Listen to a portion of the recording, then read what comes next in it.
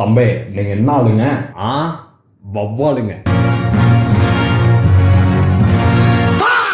Caste இது எப்படி உருவாச்சு? அந்த காலத்துல ஒவ்வொருத்தங்க செய்யற வேலையை வச்சு 4 கேட்டகரியா பிரிக்கிறாங்க. அரசு வேலையில உயர் பதவியில இருக்கவங்கள பிராமின்ஸ்னும், அடுத்து போருக்கெல்லாம் போற போர் வீரர்களை வந்து சத்திரியர்னும், பொருட்களை வியாபாரம் செய்யறவங்கள வைசியர்கள்னும், இவங்க 3 பேருக்கு வேலை செய்யறவங்கள சூத்திரர்கள்னு பிரிச்சாங்க. இததான் வர்ணா சிஸ்டம்னு சொல்லுவோம். அண்ட் இந்த 4 பிரிவுகளையும் ஏத்துக்காம இந்த வர்ணா சிஸ்டத்துக்கு வெளியே இருக்கவங்க தான் தலித்ஸ். இவங்க இந்த வரையறைக்குள்ள வராதனால இவங்க தீண்டத்தகாதவன், அதாவது அன்டச்சபிள்ஸ் லேபிள் பண்றாங்க. இவங்களை தாழ்ந்தவர்கள் சொல்லுவாங்க. அந்த வார்த்தையை கரெக்ட் பண்ணணும். இவங்களை தாழ்த்தப்பட்டவர்கள் சொல்லணும். இந்த பிரிவுகளுக்குள்ள எப்ப டிஸ்கிரிமினேஷன் அப்படிங்கிறது வருது அப்படின்னா, திருமணம்ங்கிறது இவங்க பிரிவுகளுக்குள்ளே நடக்குது. இப்போ ஒவ்வொரு பிரிவுல இவங்களை விட நாங்க தான் பெரிய ஆளா இருக்கணும்னு நினைச்சாங்க. அண்ட் குலத்தொழில் முறைங்கிறத பின்பற்றப்படுது. அதாவது அவங்க அப்பா ஒரு வேலை செஞ்சார் அப்படின்னா அடுத்த வாரம் அவன் பையன் அதே வேலை தான் செய்யணும். சோ அந்தந்த பிரிவுகளுக்குள்ள இருக்கவங்க அந்தந்த வேலை தான் செய்யணும்னு பிக்ஸ் பண்ணிக்கிறாங்க. இப்போ ஒருத்தன் இவங்களுக்கு வரையறுக்கப்பட்ட வேலையை விட்டுட்டு மத்த பிரிவுகள் செய்ய போற வேலையை செய்ய போறோம்னு சொல்லும் போது அதை எதிரில் இருக்க மத்த பிரிவுகள்னால ஒத்துக்க முடியல. இப்படிதான் டிஸ்கிரிமினேஷன்ங்கிறது ஊடுருவ ஆரம்பிக்குது. அது காலப்போக்கில் நான் தான் பெருசு, மத்தவங்க எனக்கு கீழே எவால்வ் ஆகி நிக்குது. இதுதான் மேலோட்டமான ஒரு வரலாறு. சாதி தான் உங்கள் சமூகம் என்றால் வீசும் காற்றில் விஷம் பரவட்டும் அம்பேத்கர் சொல்றாரு. இப்பெல்லாம் சாதி எங்கப்பா இருக்கு?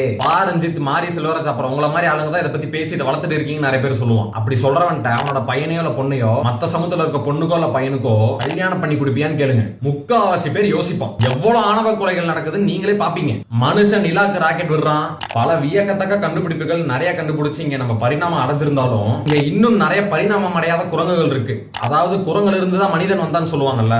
ஆக்சுவலா இவனுங்களா குரங்கு தான், ஆனா வெளியில மனிதர்கள் மாதிரி தெரியறானுங்க. அம்பேத்கர் இந்த சாதி எப்படி ஒழிக்கலாம்னு சொல்றாரு அப்படின்னா, சாதியை கடந்த நிறைய கலப்பு திருமணங்கள் நடக்கணும்னு சொல்றாரு. ஆனா அதெல்லாம் இங்க நடக்குமா? சோ என்னதான் இவங்களுக்கு அட்வைஸ் பண்ணாலும் இவங்களுக்கு மண்டையில ஏறாது. செவிர்கிட்ட பேசுற மாதிரி தான் இன்னும் வந்து நான் பெருசு நீ பெருசுன்னு பேசிட்டு இருப்பானுங்க. ஏன்னா இவங்களை திருத்த முடியாது. ஏன்னா இவங்க வளர்ந்துட்டு இருக்க சூழல் அப்படி. இப்ப எலெக்ஷன்ல ஒரு கேண்டிடேட் நிக்கிறாரு அப்படின்னா அவர் என்ன கேஸ்ட்னு பார்த்து அதுக்கு ஓட்டு போற நிறைய பேர் இருக்கானுங்க. இந்த மாதிரி ஒரு பரிணாமம் அடையாத குரங்குகள் மத்தியில ஒருத்தர் ரேஸ்னால யோசிச்சு வெளியே வந்தாதான் உண்டு. So there is nothing we can do my friend.